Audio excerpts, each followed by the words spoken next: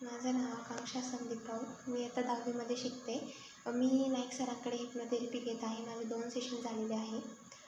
हिप्नोथेरपी मी कशासाठी घेतली, कारण मला डोकंदुखी आणि ॲसिडिटीचा खूप भयंकर त्रास होता.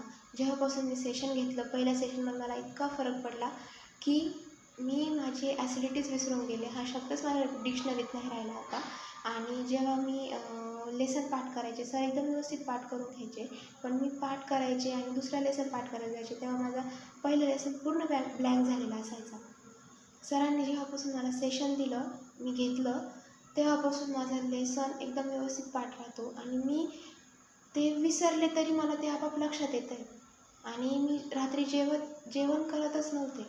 रात्री मला जेवणच जात नव्हतं. जेव्हापासून सेशन झालं, सरांनी माझ्या माइंडमध्ये ते फिट केलं, तेव्हापासून मी रोज रात्री जेवायला लागले न चुकता. घरचे माझे आश्चर्यचकित झाले की मी कसं काय जेवते. आणि सरांना खूप मोठं थँक्यू. सरांनी मला बरं केलं. Thank you so much.